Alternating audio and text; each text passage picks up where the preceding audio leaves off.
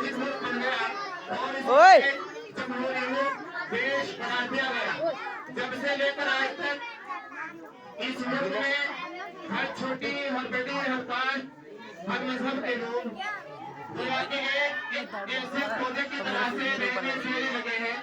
लाली यार चुप बैठ जा। किसी देश, किसी धर्म का नाम नहीं रहा, बल्कि हिंदुस्तान एक ऐसा मुल्क बन गया, एक ऐसा जमहूरी मुल्क है जिसके अंदर से हर तरह के रहने वाले मजहब की खुशबुएं आती हैं। क्योंकि किसी को करार देना और किसी को मानना, इसीलिए इस मुल्क को एक लोकतांत्रिक मुल्क कहा जाता है और इसका कानून, इसका संविधान तमाम मुल्कों में सबसे बड़ा संविधान है, सबसे बेहतर और सबसे बड़ा संविधान है। और वही संविधान जो आज की तारीख में लागू किया गया, वही संविधान इस चीज की हमें इजाजत देता है कि हम अपने बच्चों को तालीम के मेयार में डालने की और ढालने की कोशिश करें। और यही संविधान हमें इजाजत देता है कि हम अपने मजहब को पूरे तरीके से अपनाएं। यही संविधान हमें इस चीज की इजाजत देता है कि हम अपने सर पर टोपी भी रख सकते हैं। यही संविधान हमें इस चीज की भी इजाजत देता है कि हम अपने सर पर पगड़ी भी रख सकते हैं। और यही संविधान हमें इस चीज की इजाजत देता है कि हम जिस तरीके का देश, जिस तरीके का शहर, जिस तरीके का गांव, उस तरीके का लिबास अपने तन पर पोशाक को पहन सकते हैं। इस चीज की इजाजत देने वाला कोई पीएम, कोई सीएम नहीं, बल्कि इस चीज की इजाजत देने वाले डॉक्टर भीमराव अम्बेडकर जी का संविधान है, जो आज की तारीख में लागू किया गया। और उस संविधान के अंदर जो हमें क्वालिटी दी गई, वो यही दी गई पूरी कास्ट को, अगर कास्ट, छोटी कास्ट, बड़ी कास्ट, जिसमें तमाम को सामान्य करार दिया गया। किसी को छोटी बड़ी नहीं रखा गया, बल्कि उसके अंदर डालने की कोशिश की गई कि हम अपने बच्चों को डॉक्टर भीमराव अम्बेडकर द्वारा दिया गया संविधान को लागू करने के बाद अपने बच्चों को इस तरीके की तालीम, इस तरीके का मेयार बनाने की कोशिश करें। जिस तरीके से हमारे गुज़िश्ता जमाने में हमारे बड़े अपने आप को तालीमी मेयार में बनाकर सुधार कर चले गए। जैसे तालीमी मेयार में जिस वक्त 2 साल 11 महीने 18 दिन इस संविधान को बनाने में आदरणीय डॉक्टर भीमराव अम्बेडकर जी का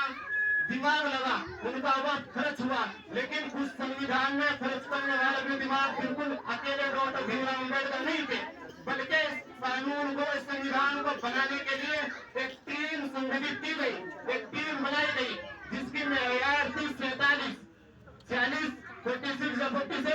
जिसकी मेयार थी, जिसकी हत्ती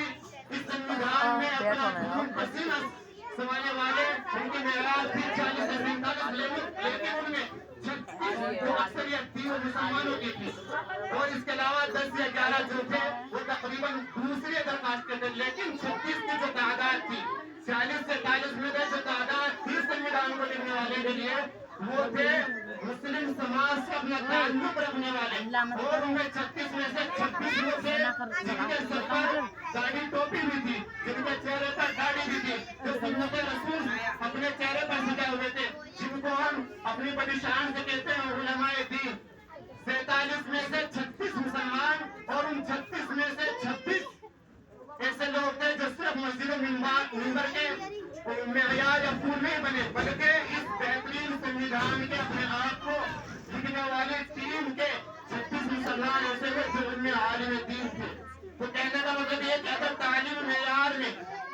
हम अपने आप को बढ़ाएंगे, हम अपने आने वाली नई नस्ल को बढ़ाने की कोशिश करेंगे, जितना मेयार हमने अपनी जिंदगी में सर्फ किया, जितनी जिंदगी हमने दूसरे मराहिल में गुजारी, क्योंकि जिस वक्त ये कौम, इस कौम के आदरणीय नबी करीम सल्लल्लाहु अलैहि वसल्लम इस दुनिया में आए और उन पर सबसे पहले जो वही नाजिल हुई, वो इसी वही को नाजिल किया गया कि इक़रा, रीड, पढ़िया, किसके नाम से, जिसने आपको पैदा किया, जिसने आपको दुनिया में भेजा, जिसने आपके हाथ में अल्लाहुल इंसान खलक़ल इंसान अल्लमहुल बयान, जिसने आपको पैदा किया, जिसने आपको इल्म के जरिए, आपकी बेहतरीन परवरिश के जरिए, आपकी बेहतरीन की गई तरबियत के जरिए आपको एक बड़ा ऊंचा मकाम बुलंद मर्तबे तक पहुंचाया। किसके जरिए? इसी तालीम के जरिए, इसी लफ्ज़ इक़रा के जरिए कि पढ़ो आप अपने तालीम मेयार को बढ़ाएं, आप अपनी काविशों को बढ़ाएं, आप अपनी लियाकत को बढ़ाएं, आप अपनी अकल को बढ़ाएं। और बढ़ाएं कैसे कि जब हम अपने बच्चों के लिए रात दिन मेहनत कर सकते हैं, रात दिन इनके लिए गुजारा कर सकते हैं, तो क्या हम इनके लिए इतना वक्त नहीं निकाल सकते कि जहाँ पर हमारे बच्चे पढ़ रहे हैं वो हिंदी में स्कूल हो, वो अपना ट्यूशन हो, वो मस्जिद मदारिस के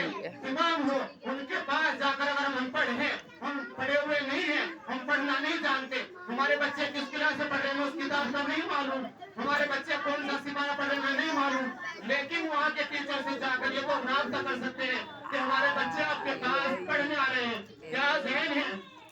कैसा पढ़ रहे हैं, क्या उनका दिमाग है, उनकी गलती आती है नहीं आती, वो छुट्टी करते हैं नहीं करते। इतनी तो जिम्मेदारी हम अपने आप की सुपुर्द कर सकते हैं कि हम अपने ट्यूशन के टीचर से, अपने बच्चों के स्कूल के टीचर से, अपने बच्चे के मस्जिद के उस्ताद से इतना तो राब्ता रख सकते हैं कि उनसे अपने बच्चों की कुछ निगरानी कराए और कुछ निगरानी खुद करे। हमारे बच्चे छुट्टी कर रहे हैं तो किस लिए कर रहे हैं, हमारे बच्चे सबक नहीं सुना तो किस लिए नहीं सुना रहे, हमारे बच्चे किस टाइम स्कूल जा रहे हैं, किस टाइम आ रहे हैं, किस टाइम ट्यूशन जा रहे हैं, किस टाइम आ रहे हैं। इसी तरीके से क्या टाइम हमारे बच्चों का मस्जिद के अंदर जाने का है, हमारे बच्चे किस टाइम जा रहे हैं, किस टाइम आ रहे हैं, या क्यों नहीं जा रहे हैं। इतना जहन, इतना दिमाग तो हमारा अपने आप को लगाना पड़ेगा। अकेले मेरे सुपुर्द कर देना आपके बच्चे काबिल नहीं बनेंगे। कोशिशें दोनों तरीके से होती है। वो कहते हैं कि जब एक और एक जुड़ते हैं, एक उस्ताद जुड़ता है, माँ चले आओ रशीद चाचा, माँ चले आओ, आई चलेंगे जो कहते हैं तो अब मैं चलेंगे वीडियो में कब आएंगे। मैंने देखा है पिछली मरतबा जब मैं यहाँ पे पढ़ा रहा था तो मेरे पास बच्चे मधुबनी से आने लगे, तो उनके माँ बाप उनसे कहते थे कि हम आपके पास बच्चे भेजकर बिल्कुल बेकरार है, हमें कोई किसी तरह की दिक्कत नहीं है कि हमारे बच्चे 5 साल के बाद मेरे टाइम से आ गए हैं,